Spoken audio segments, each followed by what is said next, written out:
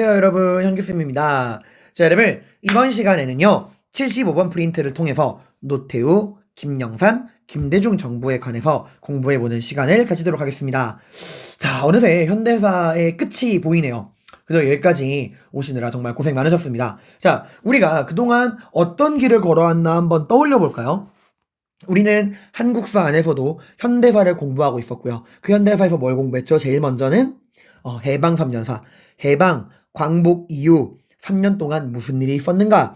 이게 어디에 초점을 맞췄었죠? 그렇죠. 해방된 이후 우리가 통일국가, 해방 이후 통일국가를 만들기 위해 어떠한 노력을 했으며 그런 노력에도 불구하고 분단이 된 이유는 무엇인가? 해방과 통일조국 수립을 위한 노력과 좌절 공부했고요. 그 이후에는 단독 정부인 38선 이남에 우리가 살고 있는 이 대한민국 정부가 수립되어가는 과정을 공부했습니다. 그 속에서 과정뿐만 아니라 친일파 처리를 위한 반민특위의 활동, 농지개혁도 공부를 했어요. 그 이후에는 6.25 전쟁의 배경, 과정, 결과를, 특히 과정을 중심으로 공부를 했었고요. 그 다음은 본격적인 38선 이남 지역 대한민국의 역사를 공부했죠. 이승만, 장면, 박정희, 전두환 정권을 정치, 경제, 통일로 나누어서 공부했습니다. 사실 통일은 양이 적었고요. 크게 정치랑 경제로 나누어서 내용을 정리했죠.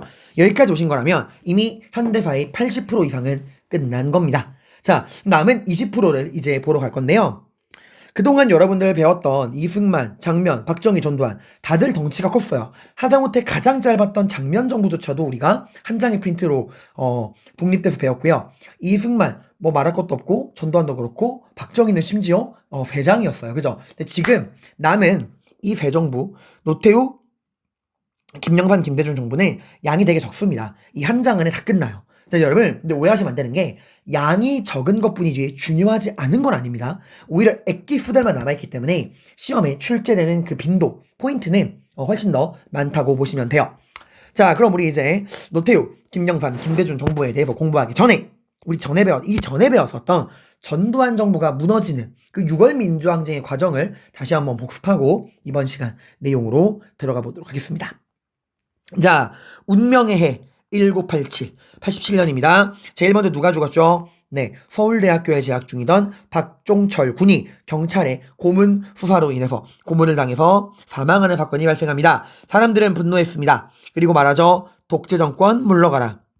그리고 뭘 요구해요? 직선제 개헌을 요구하게 되죠. 왜요? 국민들은 이제 분노한 포인트가 뭐야? 그치? 그 전에 권인숙 양 그 성고문 사건도 그렇고 이 박종철 군의 고문치사 사건도 그렇고 정부가 지금 국가가 국민들의 눈치를 전혀 보지 않고 너무 막 나가고 있잖아요. 왜 이렇게 국가가 정부가 국민들의 눈치를 보지 않을까? 우리에게 뭐가 없기 때문이다? 투표권이 없기 때문이다. 그러니까 우리에게 뭘 달라? 투표권을 달라는 거야. 그래서 독재 정권 물러가라. 직선제 개헌을 요구하게 됩니다. 하지만 여기에 대한 정부의 응답은 직선제 돌려줄 마음 없다라고 하는 4.13 호헌 조치였어요. 말 그대로 지키겠다. 무엇을? 현재 헌법을 지키겠다는 거야. 법을 지키겠다는 게 뭐가 문제냐 하겠지만 여기서 지키고자 하는 헌은 몇 차 헌법입니까? 네, 전두환 정부가 만들었던 8차 헌법이에요. 그 내용이 뭐였죠? 여기서 지키고자 하는 헌은 8차 그 헌법이고요. 그 내용은 뭐였어요? 대통령 선거 인단에 의한 간선제 방법으로 대통령을 선출하고 이 대통령은 임기 7년의 단임이다 라고 하는 그 내용을 유지하겠다는 거야. 즉 국민에게 직선제를 돌려줄 마음 없고 지금 하던 대로 대통령 선거 인단에 의한 간선제 방식으로 우리가 마음에 드는 사람 계속해서 대통령으로 뽑겠다. 독재정권 유지하겠다 라는 이야기입니다.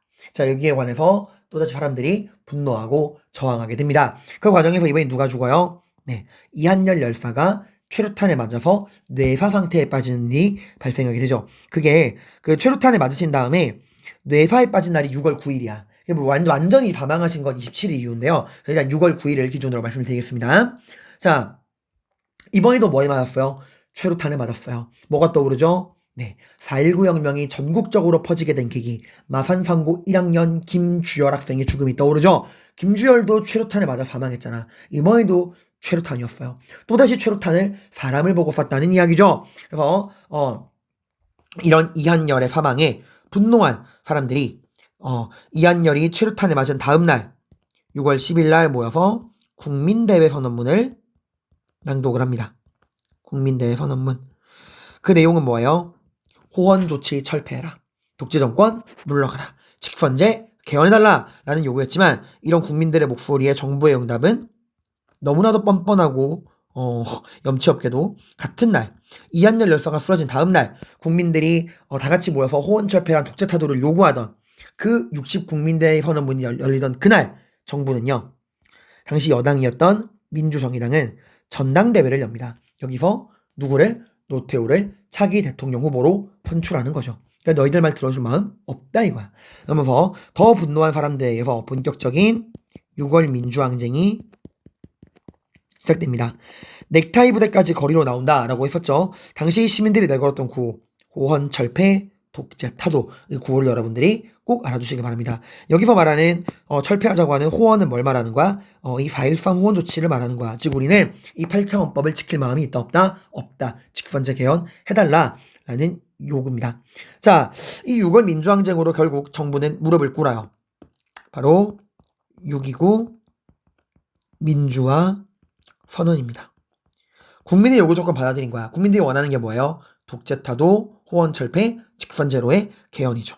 그래서 6.29 민주화 선언으로 드디어 개헌, 9차 개헌이 이루어집니다. 가장 핵심은 뭐예요? 그렇죠.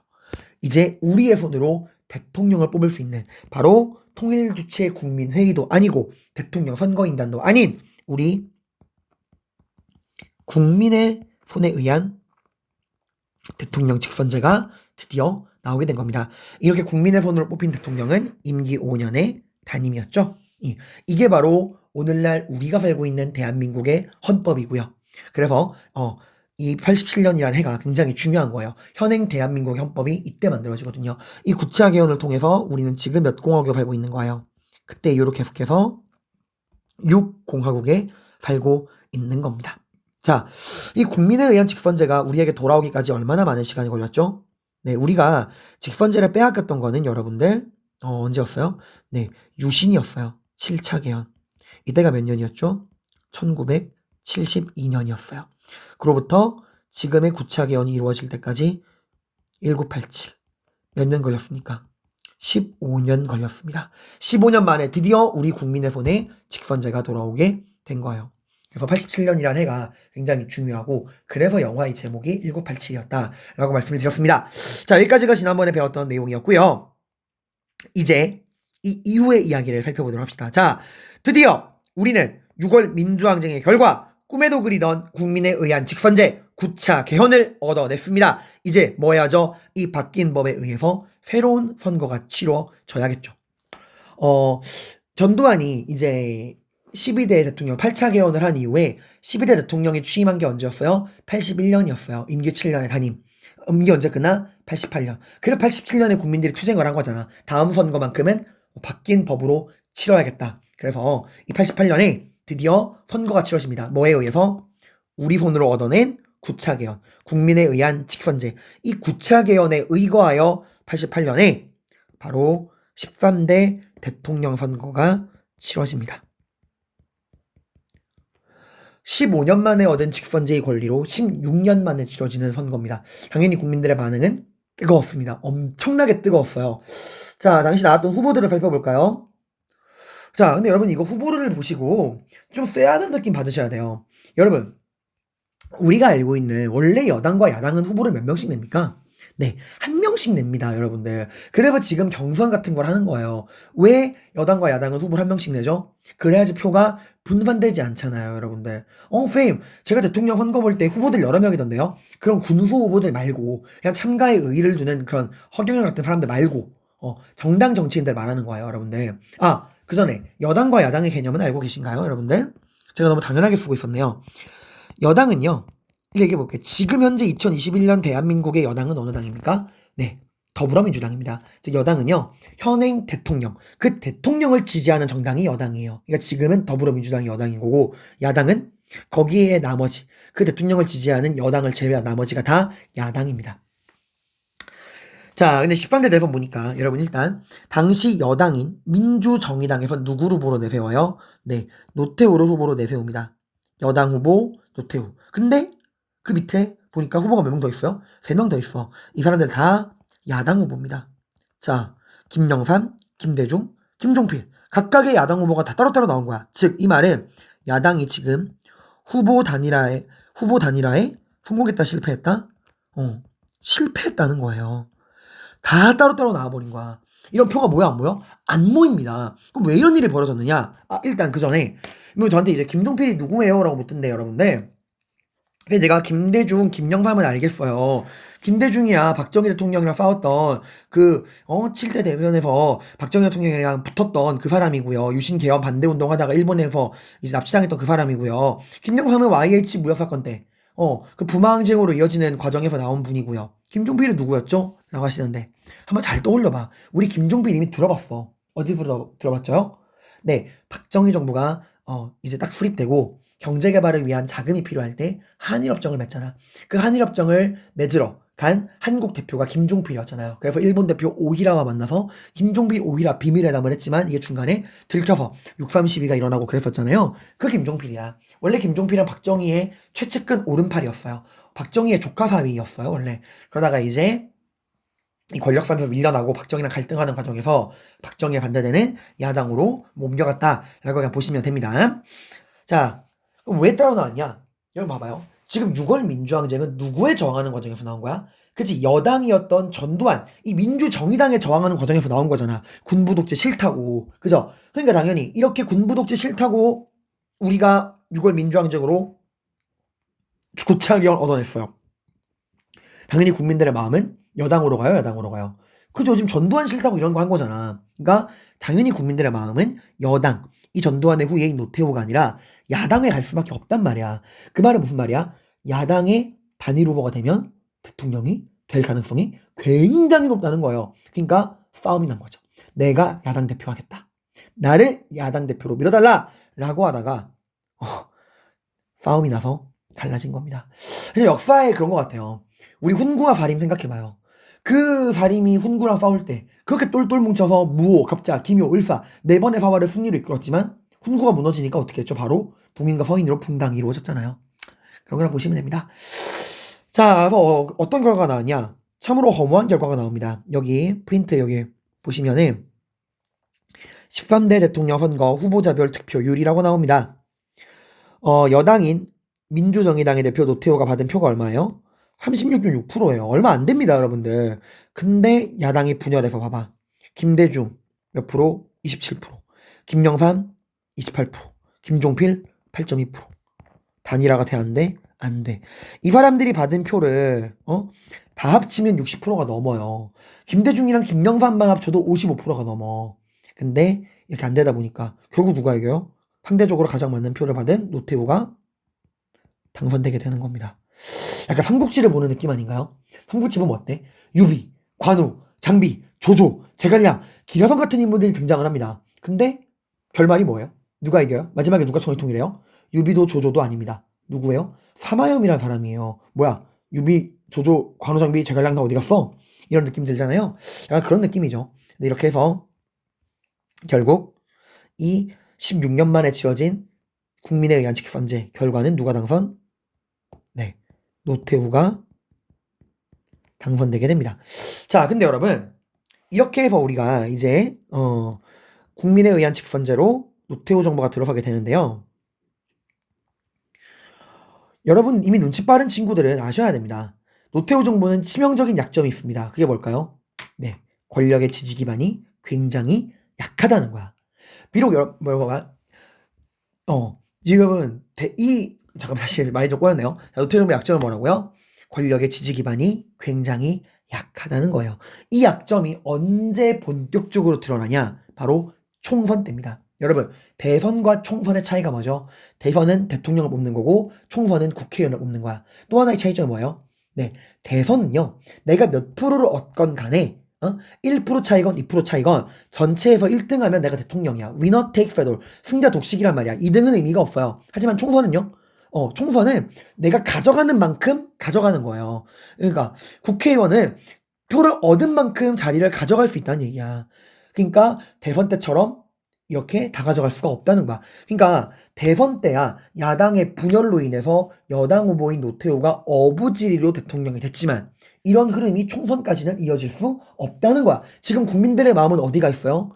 여당이 아니라 야당에 가 있잖아. 그러니까 국회의원 선거가 벌어지면 여당 후보가 많이 뽑힐까? 야당 후보가 많이 뽑힐까? 그래서 야당 후보가 더 많이 뽑힐 수밖에 없는 상황이란 말이에요. 자, 봅시다. 증거를 보여드릴게요. 당시 이 13대 대선 야당의 단일화가 실패하여 노태우가 대통령이 된 13대 대선 이후에 치러진 여기 13대 총선 정당별 의석수를 보겠습니다. 역시나 노태우를 지지하는 이 민주정의당을 지지하는 여당은 125석밖에 얻지 못했어. 절반이 채 되지 않는 비율을 보여주고 있죠. 그리고 나머지 봐봐요. 야당 신민주공화당 김종필, 통일민주당 김영삼, 평화민주당 김대중 이들이 얻은 자리가 편하니까 어떻습니까? 절반 이상이에요. 이 의석수를 비교해봐 얘들아. 그죠? 그러니까 이 말은 뭐예요? 지금 이 국회가 누구에게 넘어갔다? 노태우를 지지하는 여당이 아니라 노태우를 반대하는 여당에 반대하는 야당이 현재 국회를 장악하고 있다라는 거예요. 자, 이렇게 되면 노태우는 국정 수행을 안정적으로 할 수 있나요, 없나요? 없잖아요. 국회가 야당에게 넘어갔으니까. 이런 걸 우리가 뭐라 그러냐? 여소야대 국회라고 해요. 여소, 여당은 소, 덩치가 작고 야당은 덩치가 크다라는 겁니다. 대통령이 싫어하는 최악의 국회죠. 자, 그래서 여기 노태우 정부 정치 총선 무슨 국회? 방금 말했듯이 여소야대 국회가 만들어진다는 거야. 즉 국회가 지금 여당이 아니라 야당이 장악하고 있는 상황이다라는 겁니다. 그래서 이렇게 야당이 국회를 장악한 이후에 노태우 정부는 힘을 완전히 잃어버립니다. 얼마나 힘이 약했냐? 보세요. 이 야당이 장악한 국회가 청문회를 열어요. 우리가 알고 있는 청문회는 뭐예요? 잘못한 사람들 잡아가지고 검증하고 꾸짖는 게 청문회잖아요, 얘들아. 자, 근데 지금은 무슨 정부예요? 노태우 정부입니다. 노태우 정부는 누구의 후예요? 전두환 정부의 후계자란 말이야. 근데 그 노태우 정부에서 이 야당이 장악한 국회가 청문회를 여는데 그 청문회 주제가 뭐예요? 기가 막히죠. 5.18 광주민주화운동 진상조사 특별위원회, 5공화국 정치권력 비리조사 특별위원회. 자, 이거 누구 매기는 거야? 노공화국 매기는 거야. 그 5공화국에 있는 멤버들 다 잡아가지고 5.18 민주화운동, 12.12 군사반란, 정경유착, 언론 통폐합 이런 비리를 조사하겠다는 거야. 근데 사실상 이거 누굴 매기는 거예요? 실질적으로는 대통령이 노태우를 매기는 거예요. 노태우가 이 5공화국 출신이잖아, 얘들아. 그러니까 그 정도로 힘이 없었다라는 겁니다. 자, 근데 여러분 이 청문회에서 한 젊은 국회의원이 등장합니다. 그는 상업고등학교를 검정고시로 졸업을 했고요. 대학은 가지도 않았고요. 하지만 본인 혼자 힘으로 독학하여 사법고시를 통과한 이후 인권 변호사로 활동하다가 국회의원이 된 남자입니다. 이 국회의원이 된 이 젊은 남자가 이 청문회에서 엄청난 인기를 얻어요. 말을 너무 잘했거든. 그게 누굴까요? 영화 변호인의 주인공이자 여기서 청문회에서 얻은 인기로 대통령까지 되는 입지적인 인물이었던 노무현이에요. 이때 뜬 거야. 그래서 여러분들 청문회 볼 때 국회의원들이 굉장히 오버한다는 느낌 들지 않나요? 다들 포스트 노무현, 제2의 노무현을 꿈꾸는 거예요.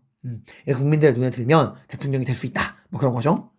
자, 아무튼 이런 노태우 정부 이렇게 돼 있는데 여러분이 노태우면 기분 좋아 안 좋아? 정말 안 좋죠. 이거 거의 허수아비란 말이야. 노태우 입장에서는 이런 식으로 가다가는 국정 수행을 안정적으로 할 수가 없겠죠. 어떻게? 판을 뒤집어야겠죠. 그 뭐야? 여소야대 국회를 뭐로 바꾸고 싶어? 여대 야소로 바꾸고 싶어. How? 어떻게? 방법은 나와 있습니다. 야당을 분열시키는 거예요. 분열이 되나요? 이미 돼 있어요, 분열이. 언제부터? 이때부터 얘들아. 13대 대선. 이때부터 단일화에 실패한 이후에 사이가 좋았을까? 야당 후보들이? 안 좋죠. 네가 나한테 양보했으면 우리가 이겨서 대통령 할 수 있는 건데 근데 네가 나한테 양보해야지 왜 내가 양보해? 이렇게 된 거야.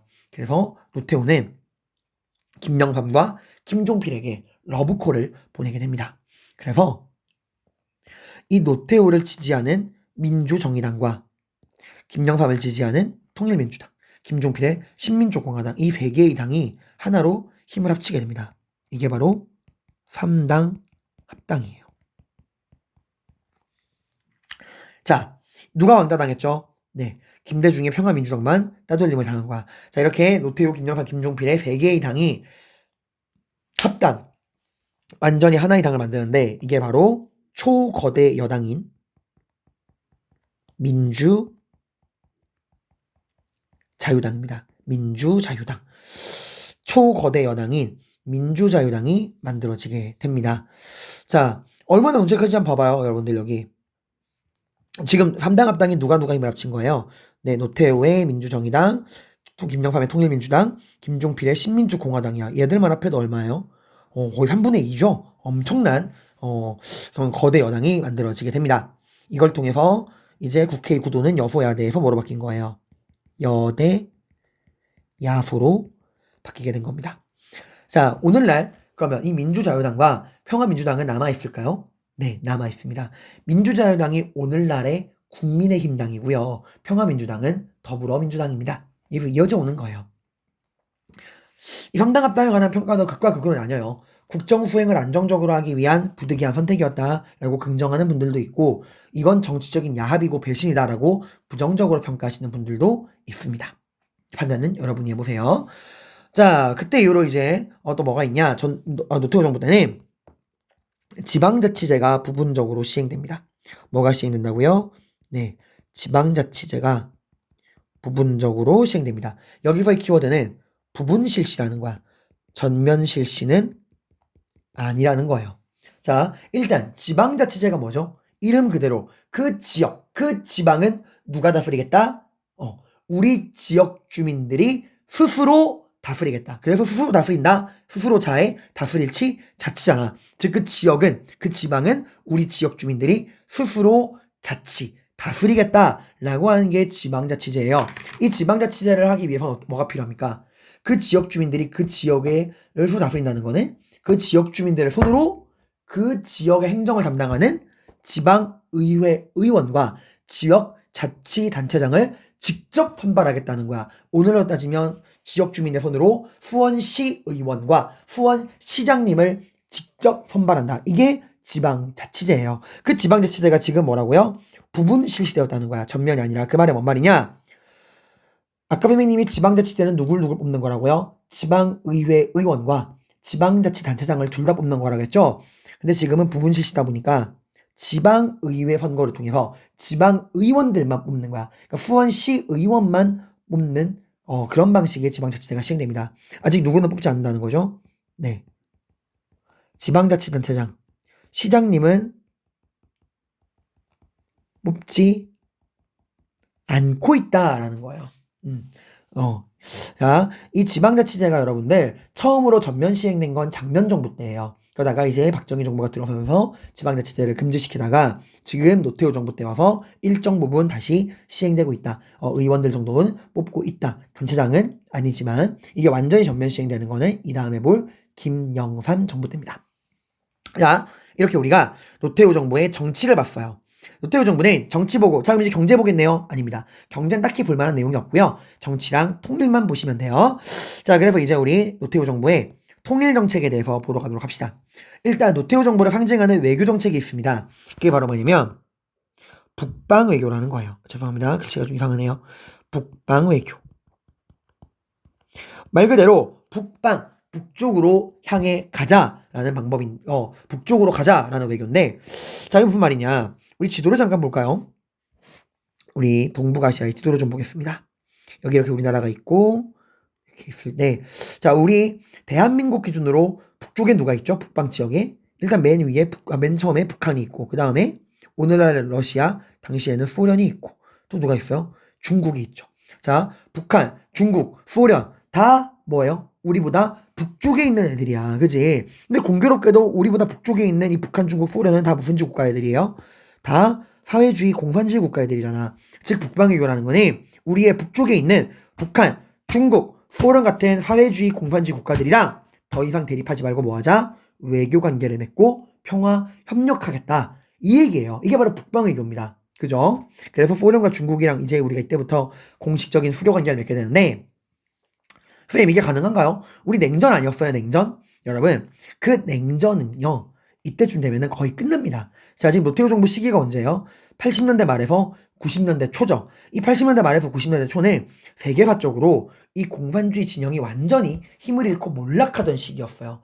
소련도 결국 분해되어 러시아가 되고요. 중국도 결국 경제난을 이기지 못하고 개혁개방 정책에 나서게 되고 북한도 굉장히 어려워지고 그런 거야. 그러니까 공산주의라고 하는 체제의 이제 한계를 드러내던 때예요. 그러니까 더 이상 우리가 공산주의랑 날카롭게 대립할 만한 이유가 없는 거야. 이제 상대가 안 되는 거예요. 그래서 이제는 공산주의 국가들이랑 평화로운 외교 관계를 맺겠다라는 게 북방 외교라는 거 기억해 두시길 바랍니다. 사회주의 국가들과의 관계 개선을 추구한 겁니다. 자, 그래서 뭐가 이루어지냐? 이런 적극적인 노력 속에서 남북한이 유엔에 동시 가입하게 돼요. 여러분, 최근에 개봉한 영화 중에 모가디슈라는 영화 아세요? 그 조인성 씨가 주연한 영화죠. 거기서 남북의 외교관들이 엄청 싸웁니다. 그래서 남한 외교관이 김윤식 씨고 북한 외교관이 그 누구였죠? 배우 이름이 기억이 안 나네요. 제가 아무튼 나오는데 그 남북 외교관들이 왜 갈등하죠? 이유가 뭐죠? 네, 유엔에 먼저 가입하려고. 그래서 다른 나라의 동의를 더 많은 표를 얻기 위해 아프리카 지역을 배경으로 이 남북 외교관들이 갈등하는 내용을 다룬 게 모가디슈라는 영화잖아요. 이제는 그럴 필요가 없습니다. 왜? 그 유엔에 동시에 가입을 했거든요. 당시 이제 북한이 160번째 국가로 들어가고 우리 남한이 161번째 국가로 유엔에 가입을 하게 됩니다. 그래서 이게 그 모가디슈 영화는 전두환 때를 배경으로 한 영화야. 그래서 그 조인성이 그 영화상에서 막 그런 얘기 하잖아요. 형, 나 안기부 출신이야. 라고 말하잖아. 안기부. 국가안전기획부. 중앙정보부, 박정희 때 중앙정보부가 전두환 때 안기부, 안전기획부 이름을 바꾸잖아요. 네. 자, 그리고 이런 평화 분위기 속에서 뭐가 맺어지냐? 굉장히 중요한 남북 기본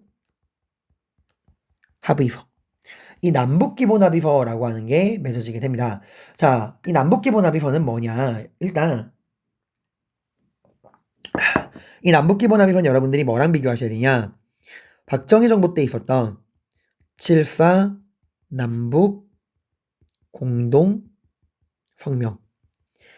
얘랑 같이 비교해 보시는 게 키포인트예요. 자, 우리 7.4 남북 공동 성명 내용 다시 한번 정리해 볼까요? 일단 7.4 남북 공동 성명이 맺어진 배경은 뭡니까?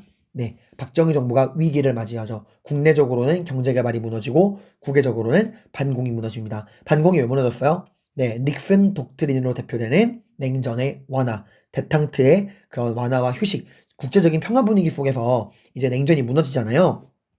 냉전의 분위기가.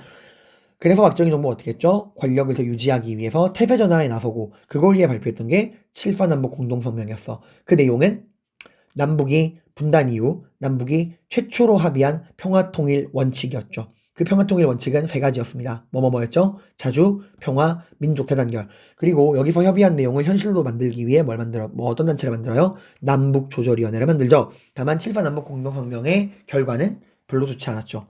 남한과 북한 모두 이 7.4 남북 공동성명을 독재정권 체제 강화에 이용합니다. 북한에서 뭐가 발표돼요? 김일성 유일사상, 주체사상에 기반한 사회주의 헌법이 만들어지고 남한에서는 박정희의 독재를 위한 유신 헌법이 만들어진다 라는 내용들 기억하실 겁니다. 자, 그러면 여기서 남북기본합의서 내용을 먼저 볼 건데 여러분 제가 7.4 남북 공동성명 할 때 그 말 했어요. 7.4 남북 공동성명은 분단 이후 남북이 최초로 합의한 평화통일 원칙이다. 남북이 최초로 합의한 평화통일 원칙이다라고 이야기를 했는데 거기서 제가 이렇게 말씀드렸을 거야. 만약에 여기에 단순히 남북이 최초로 합의한 평화통일 원칙이라는 거에 남북 정부가 공식적으로 합의한 최초의 문서다 라고 설명이 붙으면 그건 7.4 남북 공동성명이 아니다. 바로 뭐다? 남북기본합의서다 라고 이야기했죠. 그거예요. 바로 정부의 공식적인 합의는 7.4 남북 공동성명이 아니라 남북기본합의서가 최초라는 거예요. 그 이유는 7.4 남북 공동성명은 공식 공식 회담이 아니었어요. 당시에 중앙정보부장 이우락과 북한의 노동당 비서가 만나가지고 비공식적으로 열었던 회담이야. 지금 남북기본합의서는요, 정부의 공식 합의, 바로 남북 고위급, 공식적으로 열린 남북 고위급 회담이었어. 여기 누가 참여하냐? 총리 이하 각 부서의 장관들이 참여해요. 그러니까 총리랑 남북의 총리와 장관들이 함께 모여서 협의한 공식적인 합의라는 거야. 그래서 정부의 공식 합의다. 당사자들 간의 공식 합의된 최초의 문서다라는 거 알아두시고요. 여기서 내용은 일단 남북 관계를 뭐라 규정하냐? 화해, 불가침, 교류 협력을 표명하게 됩니다. 화해, 불가침, 교류 협력. 자, 그를 위해서요, 여러분들. 먼저 이제 우리 그만 싸우자. 자, 그러기 위해서 어떻게 한다? 우리가 상대방을 있는 그대로 바라봐 주어야 한다. 자, 그게 무슨 말이냐? 그동안은 우리가 상대방 어떻게 바라봤어요? 남한은 북한을 빨갱이로 바라봤고요. 북한은 남한을 반동분자로 바라봤죠. 이러니까 서로 싸운 거잖아. 이제 그러지 말자. 상대방을 있는 그대로 인정해 바라봐주자. 즉 너는 너, 나는 나. 너와 나는 생각이 틀린 게 아니라 다른 것이다 라고 하는 상호간의 체제를 인정해주게 됩니다. 자, 너와 나는 틀린 것이 아니라 다르다. 상대방을 있는 그대로 바라본다면 굳이 싸울 이유가 있어? 없어? 없잖아. 그래서 상호 불가침을 맺게 됩니다. 자, 그러면 저 남북 관계는 뭐냐? 남녀 사이보다 복잡해요. 오빠, 우리가 무슨 사이야? 썸이야? 연애야? 약간 그런 것처럼 이제 남녀 관계보다 복잡한 남북 관계 어떻게 교정할 것이냐? 굉장히 중요한 키워드가 나옵니다. 7.4남북 공동성명이라고 한다면 자주, 평화, 민족 대단결이 3대 키워드였죠. 이 남북기본합의서에서는 남북 관계를 잠정적인 특수관계다 라고 규정을 해놓습니다. 무슨 관계라고요? 잠정적인 특수관계라고요. 자, 이 잠정적인 특수관계라는 게 뭐냐? 이게 뭐냐면요. 이런 겁니다. 자, 이제 남북은요. 상대방의 실체는 인정해요. 그러니까 지금 우리가 분단되어서 따로따로 존재하고 있다. 북한과 남한이 따로따로 현재 존재하고 있다라고 하는 현재의 상황, 상대방의 국가로서의 실체는 인정해줍니다. 다만 상대방을 정식 국가로는 승인해주지 않아요. 네? 쌤, 국가로 승인 안 한다고요?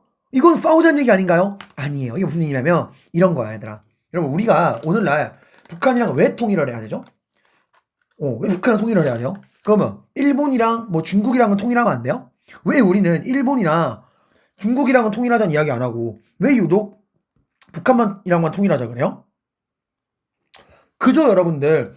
북한은 원래 우리랑 한민족 한국가였으니까. 그러니까 우리가 북한과 통일을 해야 한다 이야기하는 거야. 그럼 일본이랑 중국은요? 그죠? 걔들은 애초에 우리랑 다른 민족, 다른 국가잖아. 그러니까 우리가 일본이나 중국이랑은 통일하자는 이야기를 하지 않고 북한이랑만 통일을 해야 한다라고 이야기를 하는 거예요. 그 얘기야. 자, 우리가 만약에 북한이 남한이 북한을, 남한과 북한이 상대방을 정식 국가로서 인정해버리는 순간 어떻게 되는 거야? 완전 남남이 되는 거야. 그러니까 우리가 일본이랑 중국을 바라보는 거랑 북한을 바라보는 거랑 똑같아진다는 거예요. 그러니까 우리가 상대방을 국가로서 정식 승인을 해버리면 영원히 남남이 돼버리는 거예요. 우리가 일본을 바라보는 거랑 똑같다는 거야. 그러면 통일될 가능성이 있다 없다? 전혀 없다는 거야. 상대방이 정식 국가가 되는 순간, 완전 남남이 되는 순간 하나의 국가로 통일할 가능성은 영영 사라지는 겁니다. 그러니까 실체는 인정하지만 정식 국가로 인정하지 않겠다. 그래서 나오죠? 남북의 관계를 나라와 나라 사이의 관계가 아니라 무슨 관계? 특수관계. 비록 우리가 지금 현실적인 이유로 분단이 되어 있지만 우리는 결국에는 하나의 민족, 하나의 국가로 통합을 해야 한다. 우린 지금 그 하나된 국가로 통일을 향해 나아가고 있는 그 과도기에 있는, 통일을 지향하고 통일로 가고 있는 그 과도기에 있는 잠정적인 특수관계다라는 거예요. 알겠습니까, 여러분들? 그래서 그런 말이야. 통일을 지향하는 관계이다라는 거예요. 그래서 한민족, 두 체제, 두 정부를 인정한다라는 거예요. 그러니까 우리가 원래 한민족이었지만 현재 두 개의 체제, 두 개의 정부로 나눠져 있다. 하지만 상대방을 국가의 실체 인정하지만 승인하지 않겠다. 왜? 우리는 하나의 민족, 하나의 국가로 가고 있는 과정이니까. 그러니까 결국 우리는 어디로 간다는 거야? 한민족, 1체제, 1정부로 가고 있다라는 거예요. 여기까지 이해가요, 여러분들? 자, 여러분. 이러니까 남북 간의 교류는 무슨 교류가 되는 거야? 국가 대 국가의 교류가 아니라 민족 내부의 교류가 되는 거예요. 그래서 우리가 올림픽이나 이런 아시안 게임에서 어떻게 해요? 남북이 함께 공동으로 입장할 수 있는 거야. 남한이 태극기 들고 북한이 인공기 들고 따로 입장하지 않고 한반도라는 깃발 아래 함께 입장하는 거야. 왜? 우리는 원래 한민족 한국가였으니까. 그리고 더 나아가서 나중에 이제 김대중 대통령 때 6.15 남북 공동선언이 발표되고요. 그 계기로 개성공단이 만들어지는데 그 북한에서 만든 개성공단 개성공단에서 만든 물건이 남한에 들어올 때 관세를 매기나요? 안 매깁니다. 왜? 국가 대 국가의 교류가 아니라 민족 내부의 교류니까. 알겠어요, 여러분들? 여러분, 외교, 국제관계, 정치 이런 거에 관심이 많은 친구들은 이 워딩을 한번 음미해 보세요. 당시 이 워딩, 이런 문장을 만들려고 남북의 그 외교관들이 몇 날 며칠 고민을 한 거야. 우리 사이를, 남북 관계를 도대체 뭐라고 워딩, 규정을 해야 우리가 갈등하지 않고 평화 통일을 향해 나아가는 그런 관계로 우리가 규정할 수 있을까? 정말 고민하다가 만든 문장입니다. 자, 한번 원문을 볼까요? 사료 원문. 뒷장에 여기 남북기본합의서 나오죠?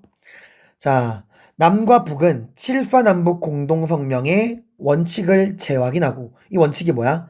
7.4남북 공동성명에서 나온 3대 통일 원칙이었죠. 뭐였죠? 자주, 평화, 민족 대단결. 이 세 가지가 맺어진 3대 통일 원칙이었죠. 이걸 재확인을 하고 하다가 자, 여기 나옵니다. 중요한 문장. 쌍방의 관계가, 그러니까 남북의 관계가 봐봐요. 뭔 아니래요? 나라와 나라의 사이의 관계가 아닌 상대방을 국가로서는 승인하지 않겠다는 거야. 왜? 우리는 지금 통일을 지향하는 그 과정에서 잠정적으로 형성되는 무슨 관계? 특수관계니까. 그러니까 우리는 한 민족 한 국가가 되는 과정이 있는 특수한 관계니까 나라와 나라 사이의 관계는 아니다라는 거야. 여기 화해, 불가침, 교류협력 보면은 남북의 화해를 위해서 뭐 한다고요? 상대방의 체제를 인정하고요.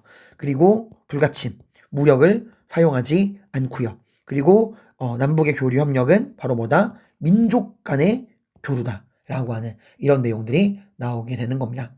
한번 이 문장들을 음미해 보세요. 여러분들 얼마나 많은 고민 끝에 이런 워딩과 이런 문장이 만들어졌을지 한번 음미해 보시길 바랍니다. 자, 그럼 이렇게 해서 또 봤고요. 그다음 마지막으로 이런 평화 분위기 속에서 또 뭐까지 발표되냐? 한반도 비핵화 선언이 발표돼요. 이제 좀 4단계로 이루어진 거거든요. 보시면은 노태우 정부의 통일, 제일 먼저 무슨 외교? 사회주의 국가들과 관계를 개선하겠다. 북방 외교. 그리고 뭐가 이루어져요? 남북이 유엔에 동시 가입하게 되고요. 그리고 뭐가 맺어져요? 남북한 기본합의서가 맺어지게 되고요. 그리고 마지막으로 한반도 비핵화 선언까지 발표되게 됩니다. 물론 지금이야 약속이 많이 어그러져가지고 큰 의미가 안 느껴지겠지만 한반도 비핵화 선언이 남북 기본합의서가 맺어진 91년 이후 92년에 이루어졌다라고 하는 팩트 기억해 두시기를 바랍니다. 자, 이렇게 우리가 노태우 정부에 대해서 정치와 통일 두 개의 분야로 나누어 공부를 했고요. 그 다음에 이제 김영삼 정부로 넘어가 보도록 하겠습니다. 자, 노태우 정부가 끝난 이후에 여러분들 다시 한번 선거가 치러지겠죠. 그죠? 노태우 정부에서 김영삼 넘어가는 과정에서 몇 대 대선? 14대 대선이 치러지게 됩니다. 여기가 누가 붙었을까요? 네, 김영삼과 김대중이 붙게 됩니다. 다시 한번. 이제 그들의 위치는 달라요. 원래 둘 다 같은 야당이었지만 원래 김영삼은 야당이었지만 어떻게 됐죠? 여당으로 옮겨갔잖아요. 이 3당 합당을 통해서. 그래서 김영삼이 이번에 뭐로 나오는 거예요? 당시 합당한 이후 만들어진 초거대 여당 민주자유당, 여당이었던 민주자유당의 대표로 김영삼이 나오고요. 야당은 평화민주당 김대중이 후보로 나오게 됩니다. 자, 이러한 대결에서 누가 이겼을까요? 네, 여당이었던 김영삼이 승리하게 되고 김영삼 정부가 만들어지게 됩니다. 자, 우리는 이 김영삼 정부를 정치와 경제로 나눠볼게요. 쌤, 통일은요? 김영삼 정부에서는 통일은 딱히 여러분이 뭐 공부하실 만한 내용은 없습니다. 뭐 결정적 이유는 이때 김일성이 죽어서 남북관계가 완전히 얼어붙은 그런 것도 있어요. 자, 김영삼 정부의 정치하면 제일 먼저 살펴보실 게 뭐냐면 역사 바로 세우기 운동입니다. 그동안 선생님이 앞서 공부할 때 얼핏 짧게 이야기하긴 했는데 역사 바로 세우기 운동, 말 그대로 우리 역사를 바로 세우겠다라는 거예요. 그래서 제일 먼저 뭘 했느냐? 죄송합니다. 외부 소리가 좀 섞이게 됐어요. 자, 역사 바로 세우기 운동이라 그러면 우리 뭐가 있어요, 여러분들? 일본이 우리나라를 35년 동안 식민 지배하는 과정에서 만들었던 식민 통치의 최고기구, 바로 뭐? 조선 총독부가 있었죠. 이 건물이 어디 있었어요? 광화문 앞에 있었잖아요. 그죠? 이 광화문 앞에 있던 조선 총독부 건물을 철거하게 됩니다. 언제? 95년 8월 15일 날. 광복절 날 철거한 거네요. 광복한 지 몇 주년 되더네요? 네, 우리가 45년 8월 15일 날 광복했잖아요. 몇 년입니까? 네, 50년. 광복 50주년을 기념하여 광화문에 있던 총독부 건물을 철거합니다. 이때 되게 많은 찬반 논란이 있었어요. 아니 쌤, 총독부 건물을 철거하는데 반대하는 사람도 있습니까? 다 친일파입니까? 그런 의미로 반대한 게 아니라 이때 반대하시는 분들 논리는 이거였어요. 이 총독부 건물도 결국 역사의 유적이고 역사의 유산이다. 이 건물을 철거할 게 아니라 그대로 남겨서 역사 박물관으로 활용하여 우리 후손들에게 이 일제강점기를 잊으면 안 된다라고 하는 역사 교육의 현장으로 우리가 사용하면 더 좋지 않겠냐라는 의견이었고, 이게 이런 분들은 철거를 반대하시는 분들이었고, 철거를 찬성하시는 분들은 역사 교육은 총독부 건물이 아니더라도 충분히 다른 방법으로 이루어질 수 있다. 어떻게 민족 정기를 상징하는 광화문 앞에 이 일본의 식민지를 상징하는 총독부 건물을 놔둘 수 있느냐? 당장 철거해야 한다라는 의견이 대입했었는데, 이제 김정만 대통령이 이 건물을 철거하기로 결정하고서 꽝 파시켜버린 거예요. 여담이지만 이때 일본에서 우리가 이제 광화문에 있는 총독부 건물을 철거하겠다는 이 소식을 듣고 일본 정부가 좀 기다려줘. 우리가 돈 다 댈게. 우리가 다 그 건물 분해해서 가져갈게. 라고 했는데 안 들어줬어요. 그거 가져가서 뭐 할 건데? 그대로 일본에서 전시하겠다는 거잖아. 그래가지고 빵 폭파시켜버립니다. 이때 이제 김영만 대통령이 유명한 말을 하죠. 버르장머리를 고쳐놓겠다 이러면서 하기도 합니다. 자, 그리고 여러분 국민학교 기억나시나요? 이거 어디 배웠죠? 네, 30-40년대 일본이 민족말살 정책을 시행할 때 민족말살 정책 시행하는 과정에서 만든 학교죠. 원래 소학교였다가 국민학교로 명칭을 바꾸잖아. 뜻이 뭐예요? 황국신민학교. 천황폐하의 자랑스러운 황국신민을 양성하는 학교. 그래서 이제 국민학교라고 명칭을 바꿨잖아. 그 명칭을 바꿉니다. 일본의 단제잖아. 뭐로 바꿨어요? 초등학교. 이게 바뀌게 된 게 96년이에요. 그래서 1988년생인 이현주는 입학할 때는 덕성 국민학교였다가 3학년 때부터 갑자기 덕성 초등학교가 됐어. 선생님은 생기부를 떼면은 국민학교 입학, 초등학교 졸업이에요. 근데 쌤, 3학년 때 바뀌셨으면 쌤이 88년생이면 3학년 10살이니까 98년인데? 여러분, 그러니까 이 국민학교라는 용어를 초등학교로 바꾸겠다라고 법이 만들어진 게 96년이고, 이게 실제 이제 전국 각지의 일선학교에 적용된 거는 1, 2년 정도 뒤였어요. 여러분들. 초등학교로 바꿨다. 그리고 또, 전두환과 노태우가 함께 법정에 서게 됩니다.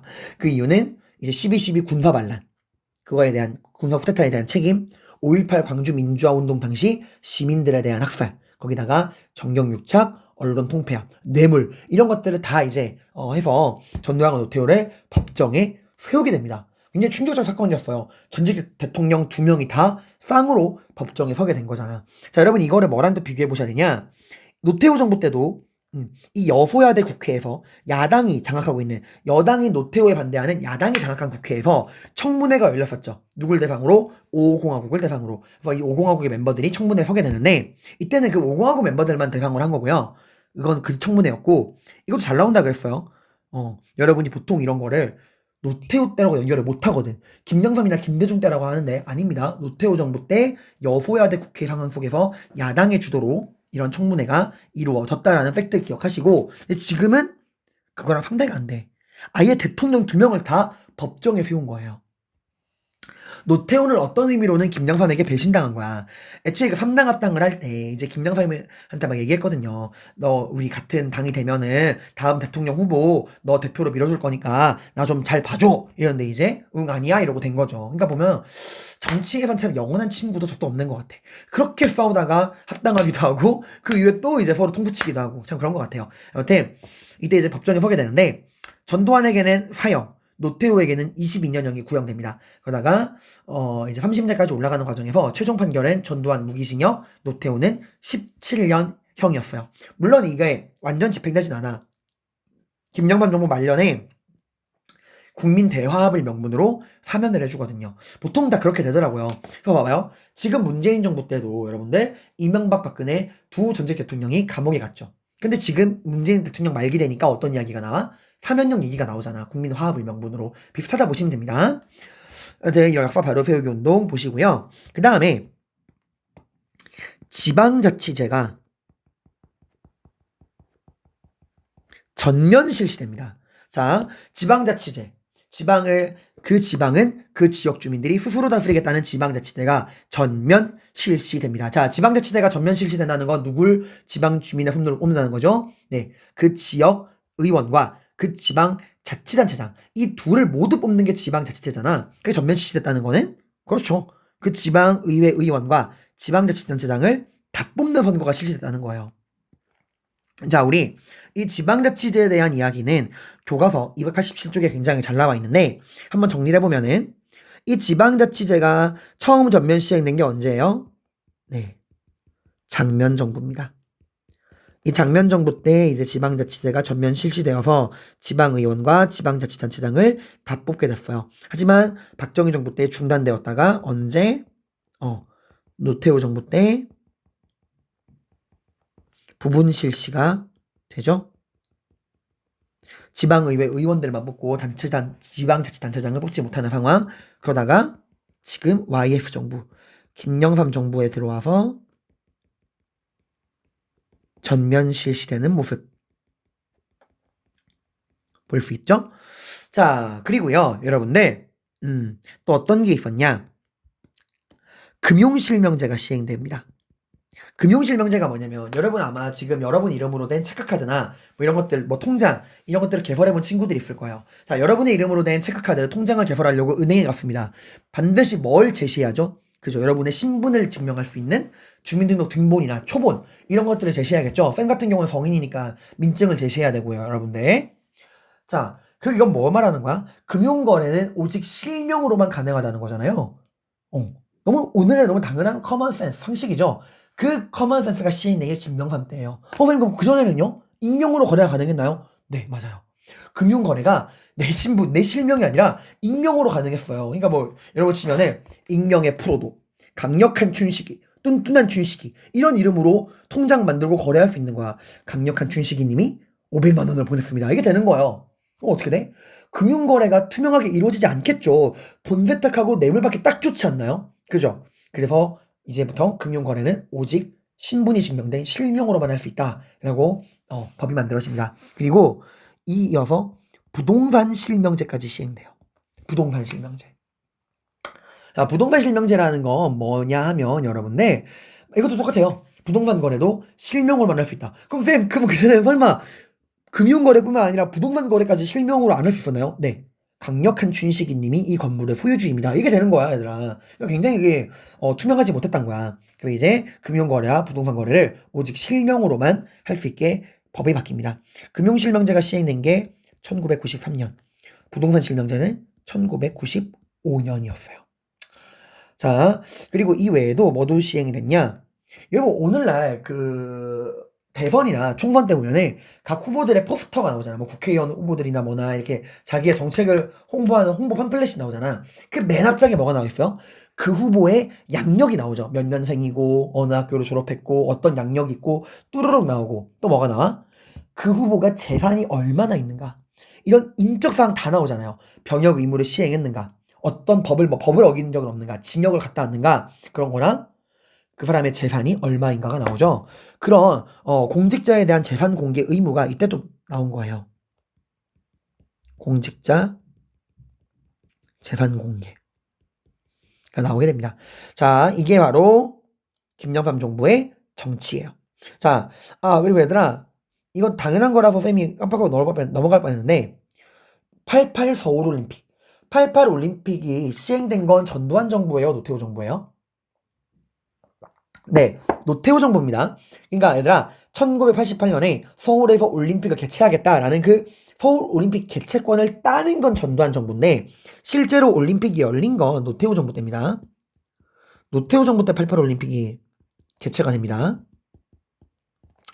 자, 그리고 이제 다시 돌아와서 김정삼 정부의 경제 살펴보도록 할게요. 자, 이때 여러분 뭐가 만들어지냐? 전국 민주노동조합 천총연맹. 이게 바로 민주노총이에요. 뉴스 보실 때 들어본 적 있죠? 그런 노동자 연맹 민주노총이 이때 만들어집니다. 자, 그리고요. 우루과이 라운드라는 게 타결돼요. 우루과이라는 건 나라 이름인데 뭐 나라 이름이 중요한 거 아니고 우루과이 라운드라는 건 뭐냐면 선진국들이 개발도상국들에게 이야기를 하는 거야. 보호무역 그만해. 우리 공정한 자유무역하자. 이게 무슨 말이냐면 그전까지는 여러분 이 개발도상국들이 주로 아무래도 선진국이랑 1대1로 동등한 조건에서 붙으면 많이 불리하잖아. 자기 나라의 산업이나 이런 게. 그래서 각 나라들이 뭐 선진국도 그렇긴 했지만 특히 개발도상국들이 이렇게 교류를 할 때 자기 나라의 취약한 산업을 보호하기 위해서 보호무역을 실시하는 경우가 되게 많았어요. 우리나라 같은 경우는 어느 분야가 되게 취약하죠? 농업이 굉장히 취약하잖아. 그러니까 어떻게? 외국산 농산물의 수입을 금지한다든가 각종 규제를 통해서 금지한다든가 혹은 수입을 하더라도 관세를 강하게 매겨서 가격을 확 올려버리는 거야. 그래야 이제 우리나라 농촌이 살아남을 수 있으니까. 값싼 외국산 농산물이 관세 안 매기고 막 들어오면 우리 농촌이 망할 수 있잖아요. 근데 이제 우루과이 라운드는 뭐야? 그런 식의 국가가 주도하는 보호무역 하지 마라. 빗장 해제하고 계급장 떼고 링 위로 올라와서 우리 공평한 조건으로 붙어보자 라는 거예요. 자유무역 하자는 거죠. 이 우루과이 라운드가 처음 이제 재개된 건 86년. 언제예요? 전두환 정부 때예요. 전두환 때 이제 처음 재개가 됐다가 근데 이게 아무래도 굉장히 오래 걸릴 수밖에 없는 협상이잖아. 그래서 이게 완전히 끝난 건 93년 김영삼 때입니다.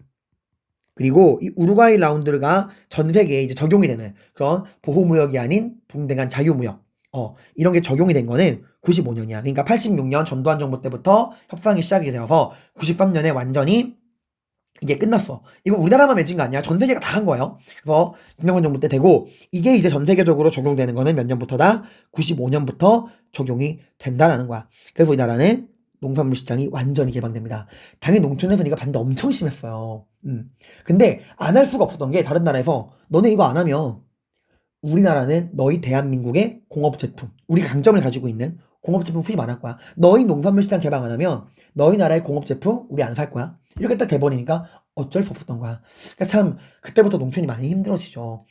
그러니까 이 자유무역을 통해서 이득을 보는 사람도 있지만 피해를 보는 사람도 분명히 존재한다라는 거. 그러니까 이런 개혁 개방, 국가의 개방이 마냥 좋은 것만은 가져오지 않는 항상 빛이 있으면 어둠이 있다. 이런 것들을 여러분들이 염두해 주길 바랍니다. 어쨌건 이 우루과이 라운드는 95년부터 전 세계에 적용이 되는데 그럼 어떻게? 전 세계가 과연 이걸 제대로 지키는가? 관리 감독할 기구가 필요하겠죠? 정말 보호무역 안 하고 동등한 자유무역 하는가? 관리 감독할 기구가 필요하겠죠? 그래서 나오게 되는 게 바로 세계무역기구 WTO라는 거예요. WTO. 그래서 보호무역이 아니라 이제 본격적인 자유무역의 시대로 들어오게 됩니다. 그래서 우루과이 라운드가 발효되는 95년에 맞춰가지고 이 WTO가 출범하게 되는 거예요. 자, 그리고 1년 뒤 96년에 우리나라는 드디어 어디 가입했냐? 경제협력개발기구 OECD에 가입을 하게 돼요. 자, 이게 무슨 말이냐? OECD라는 건 여러분 별명이 뭐였냐면 선진국 클럽이었어요. 그러니까 선진국들만 가입 가능한 이 국제기구가 경제협력개발기구 OECD였어. 근데 우리나라가 지금 여기 가입했다는 건 이제 우리도 개발도상국이 아니라 뭐다? 와, 선진국이 되었다는 거예요. 그래서 막 우리가 이제 경제 우등생이다 이래가지고 엄청 좋아했어요. 막 이제 아시아의 네 마리 용, 경제 우등생 대한민국 으아 이러고 좋아했는데 1년 뒤에 뭐가 터져요? 네, IMF가 터지게 됩니다. 모라토리움, 국가 부도 사태. 이걸 배경으로 한 영화가 그 김혜수 씨랑 유아인 씨가 주연한 국가 부도의 날이라는 영화예요.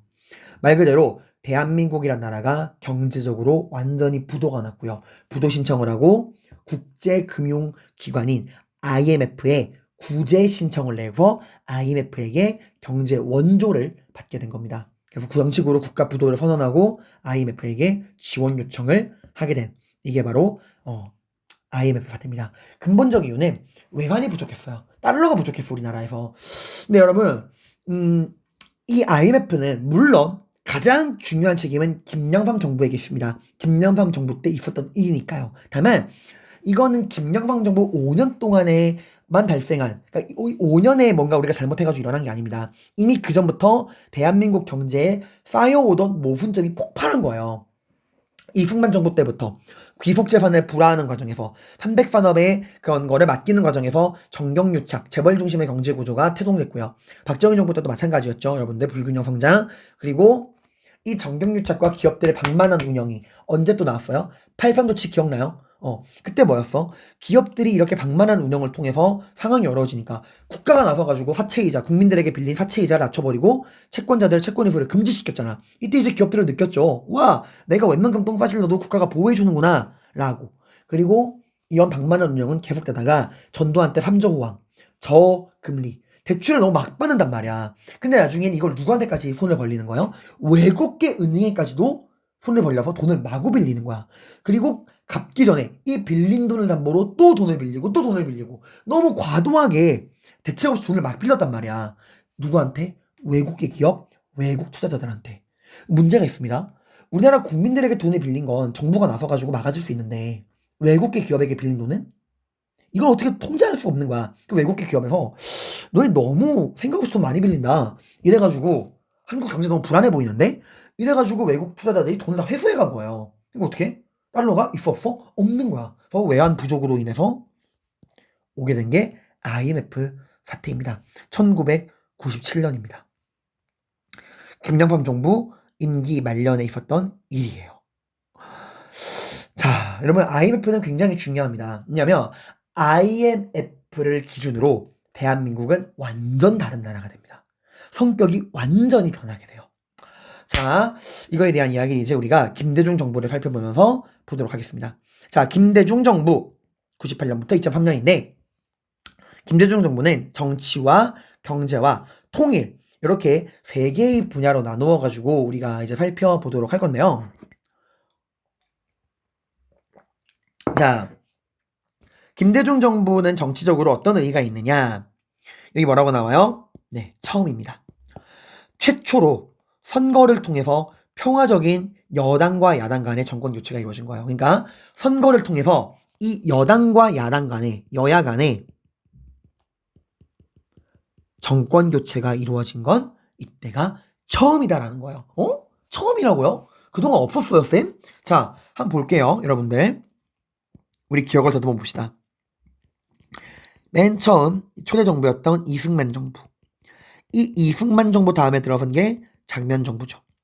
이승만 정부에서 장면 정부로 전환되는 과정에서 무슨 일이 있었죠? 평화로운 선거였나요? 아닙니다.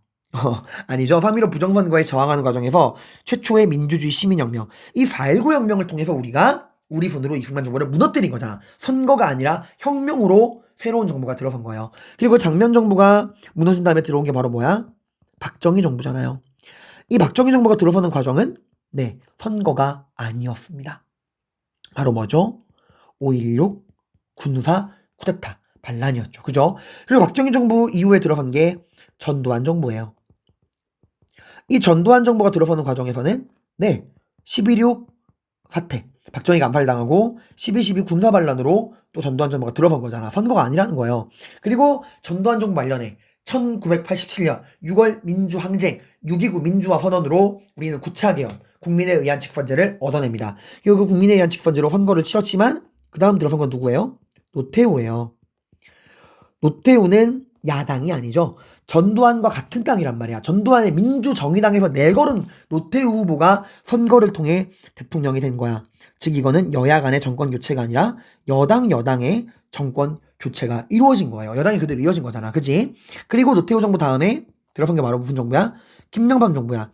김영삼은 야당이 아닙니다. 야당이었었죠. 그러다가 3당 합당으로 노태우랑 같은 당에 들어갔잖아. 즉 김영삼도 노태우의 민주자유당 거기에서 내선 후보란 말이야. 그래서 야당이 김대중을 꺾었잖아. 그래서 여당과 여당, 이 여당 안에서 또 권력 교체예요. 그러다가 지금 이 김영삼 정부가 끝나고 이 김영삼 막판에 다시 이제 뭐가 치러져요? 15대 대선이 치러지는 거예요. 이때 누가 붙었냐? 당시 이제 여당인 민주자유당에서는 이회창이라고 하는 사람을 후보로 내세웠고요. 여러분은 잘 모르시겠죠? 그리고 여기 맞선 게 누구야? 야당 후보 김대중이었어요, 여러분들. 그래서 누가 이긴 거예요, 여기서? 야당 후보인 김대중이 이긴 거야. 그래서 야당 김대중 정부가 들어서게 된 거야. 오케이? 얘들아? 처음이잖아요, 여러분들. 김영삼에서 이 김대중 정부. 선거를 통한 최초의 여당과 야당 간의 정권 교체. 뭐 폭력이나 반란이나 혁명이 아닌 선거를 통한 여당 간의 최초의 평화적인 정권 교체가 김대중 정부의 의의다라고 하는 겁니다. 자, 그리고 이 김대중 정부는 정치는 이것만 보시면 되고요. 경제를 볼게요. 지금 가장 시급한 목적이 뭐예요? 네, 우리가 지금 모라토리움, 국가가 부도가 났다는 거예요, 경제적으로. 지금 우리가 누구에게 돈을 빌렸어요? IMF에게 돈을 빌렸죠. 이걸 빨리 갚아야 돼. 왜냐? 여러분, IMF는 유니세프 같은 단체가 아닙니다. IMF는 자선단체가 아니라고요. IMF가 우리한테 돈을 공짜로 빌려줄까요? 아닙니다. 이자는 당연히 받아가는 거고요. 돈을 빌려주는 대가로 우리나라 경제를 자기들 마음대로 쏟아고쳐요. 명분은 이거죠. 너희가 경제 운영을 엉망진창으로 하여, 국가의 경제 운영을 엉망진창으로 하여 나라가 부도선언을 해서 우리한테 지금 구제 신청을 했으니 우리가 너희 경제를 완전히 체질 개선을 시켜야겠다. 왜? 그래야지만 우리가 빌려준 돈 안정적으로 받을 수 있으니까 이제부터 우리가 시키는 대로 너희 대한민국의 경제 구조를 완전히 뜯어고쳐라. 이거예요.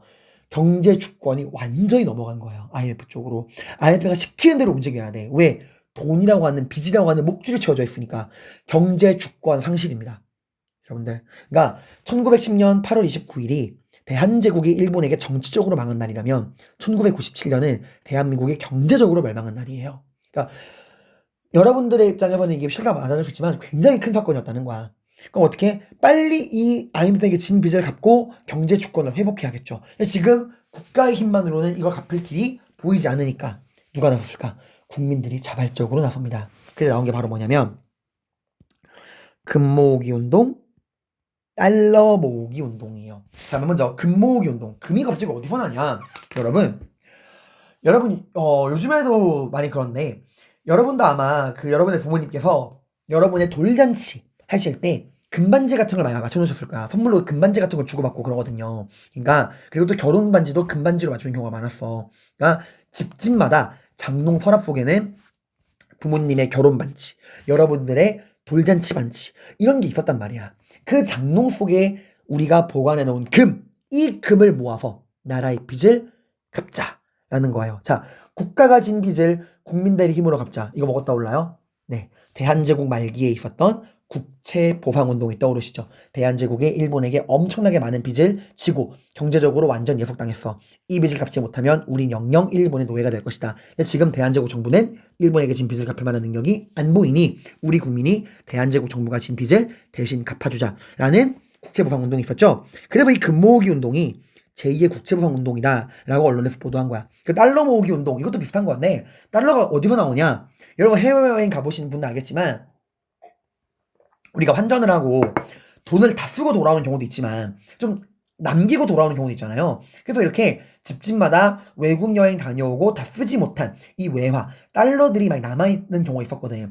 그것도 우리가 다 모아서 빚을 갚자 이거였어요. 전 국민적인 운동이었어. 이때 방송사에서 막 금 모으기 운동, 달러 모으기 운동 이래가지고 막 대대적으로 막 하고 그랬어요. 온 국가 차원의 운동이었어. 국민들이 자발적으로 장롱에 있는 금과 달러를 국가의 빚을 위해 내어놓습니다.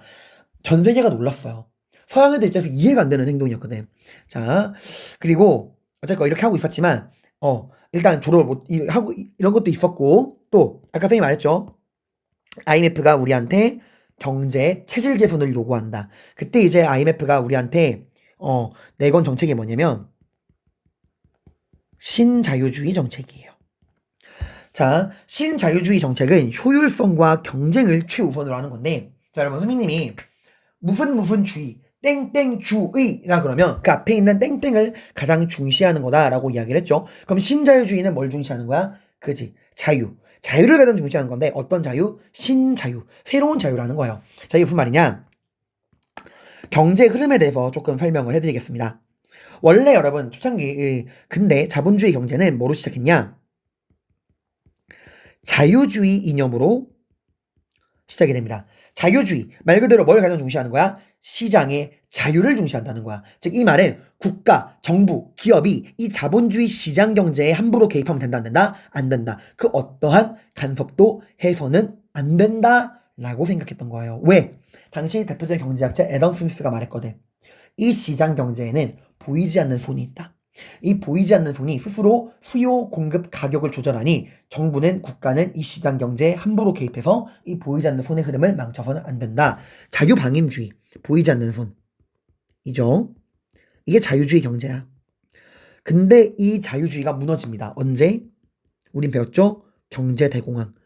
보이지 않는 손을 믿고서 시장 경제에게 맡겼더니 통제가 돼야 안 돼? 안 돼. 수요와 공급이 완전히 어그러져가지고 전 세계 경제가 아장났잖아. 뭔 보이지 않는 손이야. 애초에 손이 존재하지 않았어. 이렇게 돼버리는 거죠. 그래서 이제부터는 국가가, 정부가 시장 경제에 적극적으로 개입하게 됩니다. 이게 바로 뭐였죠? 이게 수정자본주의예요. 이게 이제 이 경제대공황을 극복하는 과정에서 나온 거야. 국가가 개입한다. 대표적인 게 뭐예요? 미국의 루즈벨트 대통령이 시행했던 뉴딜 정책입니다.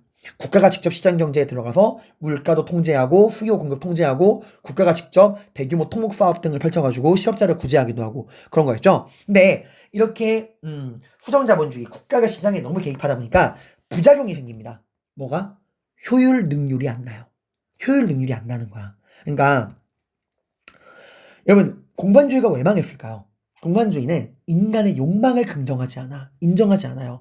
이건 자본주의가 왜 성장할 수 있었냐? 인간의 욕망 때문입니다. 왜? 내가 더 돈 잘 벌고 싶다. 나 쟤보다 더 잘 먹고 잘 살고 싶다는 개인의 자유와 욕망을 긍정하기 때문에 성장할 수 있는 거야. 근데 공산주의는 그런 개인의 욕망을 인정하지 않아. 왜? 모든 인간은 평등해야 하니까. 그러니까 능률이 생겨 안 생겨? 안 생기는 거죠. 의욕이 안 생기는 거야. 마찬가지예요. 수정자본주의. 국가가 너무 시장에 과하게 개입하니까 능률과 효율이 생기지 않는 거야. 뭐 국가가 다 알아서 하겠지 뭐. 아유씨. 이러고 마는 거야. 그러니까 안 되겠다. 다시 시장에 자유를 줘야겠다. 그래서 나오는 게 신자유주의입니다. 다만 옛날처럼 무분별한 자유가 아니라 국가가 개입은 하되 그 국가의 통제와 개입을 최소한으로 하고 개인의 능력을 마음껏 발휘할 수 있는 이 시장의 자유를 적극적으로 보장하겠다는 거예요. 근데 여러분 이 자유에 되게 좋아 보이지만 자유에 되게 숨겨진 무서운 뜻이 있어. 뭔지 알아? 너의 능력을 마음껏 발휘해라. 그 말은 너가 능력 있으면 잘 먹고 잘 살 수 있는 거고 네가 능력이 없으면 못 사는 거야. 그건 네 책임이야. 더 이상 국가는 너를 책임지지 않을 거야 라는 거예요. 즉 효율과 경쟁, 무한 경쟁으로 밀어넣겠다 이거야. 그러니까 수정자본주의 때만 해도 좀 가난한 사람, 못 사는 사람, 능력 없는 사람 이런 사람들을 어떻게든 국가가 안고 가려는 거고 중소기업 이런 것들을. 근데 신자유주의는 그걸 왜 국가가 해줘? 지가 노력을 안 해가지고 능력 있어가지고 못 사는 거 지 책임이지. 이걸 왜 국가가 다 책임져? 될 놈만 되라 그래. 효율과 경쟁으로 잘 사는 놈만 더 잘 살게 만들어 라는 거예요. 지금 IMF는 우리한테 그걸 강요하는 거야. 이제부터 신자유주의의 이름 아래 효율과 경쟁으로 경제 구조를 뜯어 고쳐라 이거예요. 그래서 노동시장 유연화의 명목 아래 비정규직 노동자들이 등장합니다. 원래 우리나라는 비정규직이라는 개념이 없었어요, 여러분들. 이때부터 이제 비정규직이라는 개념이 등장해요. 그래서 그 국가 부도인 아래서도 이제 영화 마지막에 가면은 이런 막 정책이 시행되면서 회사에서 노동자들한테 비정규직 고용 동의서를 쓰게 하니까 그 회사원들이 비정규직이 뭐야? 이런 말이 나와요, 여러분들. 그리고 구조조정과 정리해고가 본격적으로 도입됩니다. 그 전까지 이런 게 없었어요. 우리나라가 여러분 요즘엔 좀 다른 의미로 비꼬는 의미로 쓰이지만 가족 같은 회사란 말 아시죠? 들어본 적 있죠? 가족 같은 회사. 뭐 요즘에야 가족 같은 회사 막 이런 식으로 좀 비꼬는 의미로 쓰이지만 원래 우리나라는 진짜 가족 같은 회사였어요.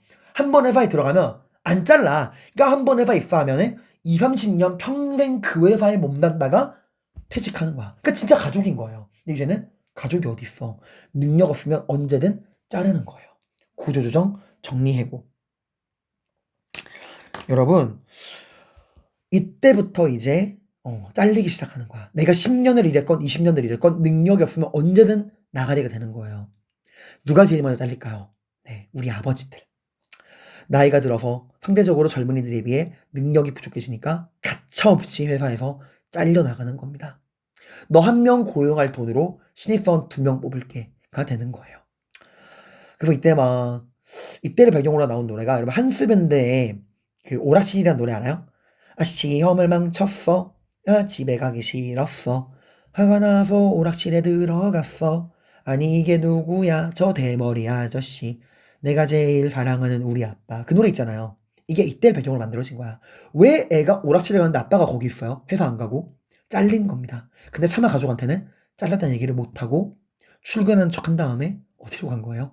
오락실에 가서 시간 때우고 있는 아버지의 모습. 그런 게 이때부터 나오게 되는 겁니다. 참 여러분 많은 변화가 있죠. 여러분 원래 우리나라는 이런 체제가 아니었어요. 여러분들 IMF 터지기 전까지만 해도 취업하는 건 일도 아니었어. 그땐 여러분 회사에서 면접 보러 가면 밥도 주고 차비도 줬어요. 돈 줬어요, 돈. 다른 회사 가지 말고 우리 회사 오라고. 그랬던 시절이 있었습니다, 여러분들. 자, 그리고 노사정위원회도 만들어져요. 노사정위원회, 줄임말입니다. 노동자와 사용자는 CEO를 말합니다. 그리고 정부. 이 노동자, 사용자, 정부가 하나로 힘을 합쳐서 이 문제를 해결해 보겠다고 노사정위원회라는 게 만들어지기도 합니다. 자, 이 IMF 관련돼서 여러분들 여기 아래다가 제가 선생님이 그동안 공부한 이 용어들 다 풀이해놨으니까 읽어보시고요. IMF에 대한 자료도 읽어보시고요. 이 IMF가 우리한테 가지고 온 변화를 보겠습니다. 외환위기 이후 한국 사회 변화. 우리가 IMF가 터진 게 언제예요, 여러분들? 97년이야. 우리가 이 IMF를 완전히 졸업한 게 언제냐? 2001년이에요. 굉장히 빨리 졸업을 했죠. 국민들의 헌신적인 달러 모으기, 금 모으기 운동, 그리고 정부의 신자유주의 정책의 이름 아래 이루어진 노동시장 유연화, 비정규직 노동자, 구조조정, 정리해고제 같은 정말 뼈와 살을 깎는 이런 노력 끝에 결국 2001년에 졸업을 하게 됩니다. 다만 이게 우리나라에 가지고 온 변화는 엄청나게 컸어요. 여러분, 코로나 때 이런 말이 있었죠. 코로나 터지니까 다시는 코로나 이전의 모습으로 돌아가지 못할 것이다. 마찬가지입니다. 이제 대한민국은 다시는 IMF 터지기 이전으로 돌아가지 못합니다. 자, 2000년까지만 해도 5대 재벌이 차지하는 비중은 47.9%. 근데 2016년에는 74%.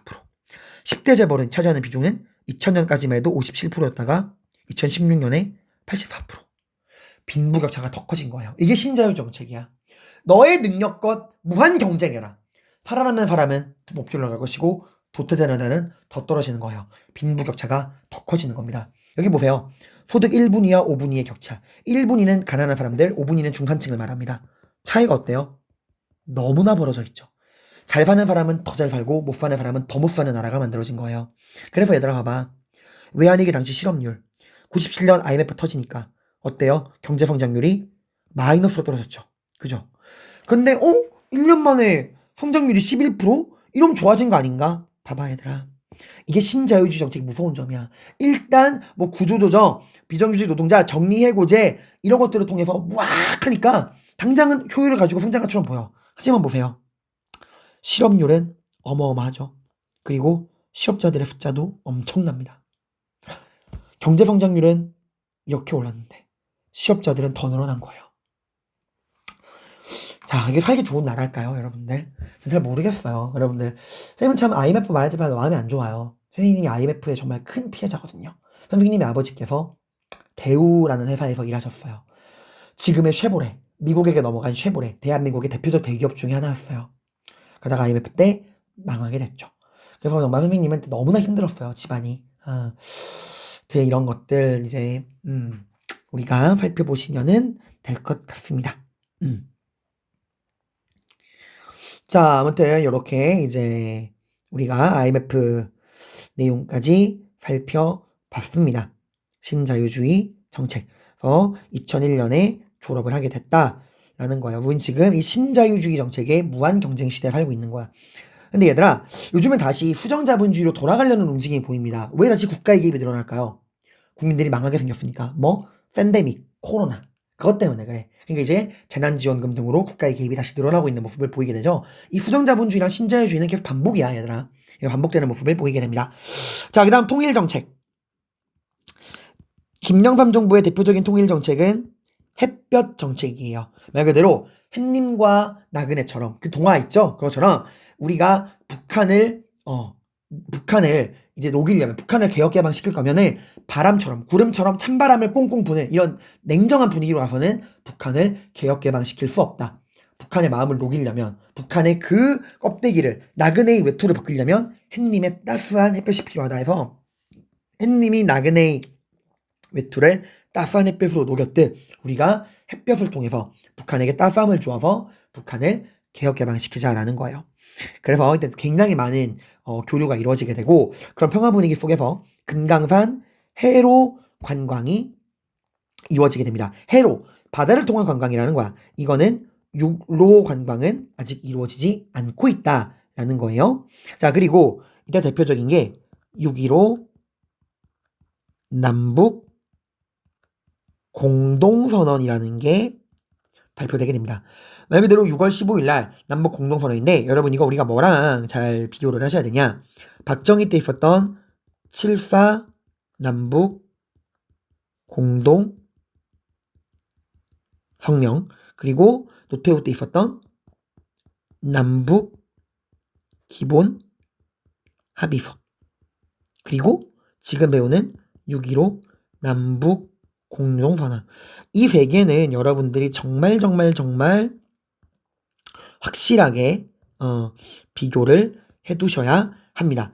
자, 6.15 남북 공동선언은 최초의 남북 정상회담이에요.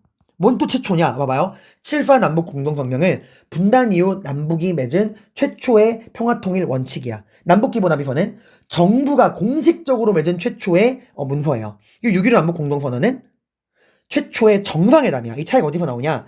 맺은 주체입니다. 7.4 남북 공동성명은 분단 이후 남북이 맺은 최초의 평화통일 원칙이긴 하지만 공식 회담이 아니었죠. 비공식으로 이루어진 거였죠. 그 비서들 간에. 그죠? 남북기본합의서는 정부의 고위급 인사, 총리와 장관들이 모여서 맺은 공식 회담이야. 그래서 정부의 공식 최초 문서예요. 근데 6.15 남북 공동선언은 더 위야. 누가 맺은 거야? 총리랑 장관보다 더 위에 각국의 정상들, 북한의 김정일 국방위원장, 남한의 김대중 대통령이 맺은 남북 정상회담입니다. 자, 여기서 여러분들 우리가 중요하게 봐야 되는 내용은 이게 여기 뭐라고 나오냐면 남한의 연합제와 북한의 낮은 단계 연방제 간의 공통점을 인정한다라는 거예요. 자, 이게 무슨 말이냐? 여러분, 그동안 남한이 주장했던 통일 방안이 연합제고요. 북한이 주장했던 게 연방제예요. 연합제, 연방제. 자, 이거에 대해서 조금 설명을 해야 되는데, 여러분들, 지금 이게 너무 태블릿이 뜨거워져서 끊길까 좀 고민되네요. 자, 안 끊기겠죠?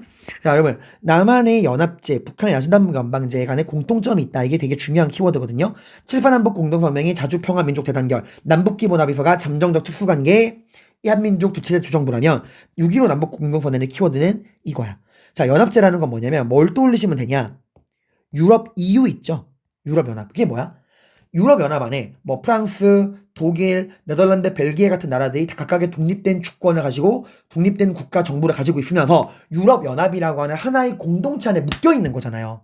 우린 그걸 주장을 한 거야. 한반도 연합이라는 공동체 안에 남북이 각각의 정부와 국가를 유지한 상태에서 하나하나 차근차근 교류해 나가면서 하나로 합쳐나가자, 스텝 바이 스텝 하자는 거야. 근데 북한은 그런 식으로 해가지고 언제 하나가 되냐? 뭐야? 연방제는 USA, 미 연방을 떠올리시면 돼요. 미국이라는 하나의 국가 안에 여러 개의 주가 모여있는 것처럼 일단 우리가 완전한 하나의 국가, 하나의 정부를 만들고 그 속에서 이제 주처럼 교류해 나가면 된다라는 거야. 이거는 각자 좋을 대로 이야기하는 거예요. 봐봐요. 북한은 왜 이렇게 빨리 하자 그러냐면은, 만약에 지금 우리가 통일되잖아. 북한이 원하는 연방제가 시행되잖아요. 제일 먼저 뭐 해야 돼? 하나의 국가, 하나의 정부를 만들어야 돼. 제일 먼저 뭐 해야 돼? 선거를 해야 됩니다. 그럼 누가 이겨요? 북한이 이겨요. 왜? 북한은 공산주의 사회주의 국가잖아. 남한은 민주주의였잖아요. 그러니까 우리는 국민 개인의 자유, 우리가 원하는 사람들을 뽑는 게 기본 디폴트 값이야. 이게 어색하지 않아. 근데 북한은 평생 시키는 대로 공산주의만 뽑아왔잖아요. 공산주의 독재였잖아. 그러니까 이대로 통일되자마자 정부가 만들어지는 총선거가 벌어지면 북한의 공산주의 당이 이길 수밖에 없어. 남한의 표가 분산될 거거든. 그러니까 북한은 빨리 하자는 거고, 남한은 그러면 돼? 안 돼? 안 돼. 시간이 필요해. 무슨 시간? 북한 주민들의 마음을 돌릴 수 있는 시간. 이건 시간은 우리 편이거든. 왜? 개혁이 통일되고 나면 북한 주민도 깨닫거든요. 뭐야? 공무원당 거짓말했어. 나만 다 거지 새끼들이라며. 우리보다 잘 살잖아. 이렇게 되는 거야. 그러니까 우리는 시간이 필요했던 거예요. 그래서 이렇게 차이가 나는 건데, 하여튼 그거에 공통점을 인정한다라는 문장이 나오고요. 이산가족 상봉. 최초는 아닙니다. 6.15 남북 공동선언으로 최초의 이산가족 상봉이 이루어졌다. 틀립니다. 최초는 전두환 때예요. 85년. 전두환 때 최초로 이산가족 상봉이 이루어집니다. 자, 이때 우리가 84년에 홍수가 나가지고 그걸 이제 북한이 지원을 해주거든요. 그 과정에서 이제 이산가족 상봉이 이루어집니다. 85년에. 다만 이건 일회성이었어요. 그리고 경의선, 경성, 서울과 의주를 연결하는 그 철도, 이제 분단 이후에 끊어졌던 철도를 복구하게 되고요. 또 6.15 남북 공동선언으로 개성공단이 만들어지게 됩니다. 다만 이 개성공단에서 만든 물건이 우리나라 넘어올 때 관세를 매겨 안 매겨? 안 매겨. 왜? 남북기본합의서에 규정했잖아. 남북의 교류는 국가 대 국가의 교류가 아니라 민족 내부의 교류다. 그리고 금강산 육로 관광이 시행돼요. 자, 얘들아, 만약에 시험에 6.15 남북 공동선언으로 최초의 금강산 관광이 이루어졌다. 맞아, 틀려? 틀린 겁니다. 이미 6.15 남북 공동선언이 맺어지기 전에 2년 전에 이미 바다를 통한 금강산 관광은 이루어지고 있었어. 지금은 육로 관광이 된 거예요. 그러니까 6.15 남북 공동선언으로 최초의 이산가족, 최초의 금강산 관광 틀린 겁니다. 이 최초의 이산가족 상봉은 전두환 때고 85년이고 이미 금강산 해로 관광은 6.15 남북 공동선언 전에 이루어졌어요. 육로 관광이 이루어진 겁니다. 자, 이렇게 해서 여러분들 75번 프린트에서 우리가 노태우, 김영삼, 김대중 정부를 정치, 경제, 통일로 나누어서 쭉 살펴봤고요. 여기 자료 다 읽어보시고요, 여러분들. 76번 프린트부터 79번까지는 각종 보충 자료 문제들로 구성되어 있는데 이거에 대한 이야기는 다음 시간에 제가 한번 더 정리해 드리도록 하겠습니다. 고생 많으셨습니다.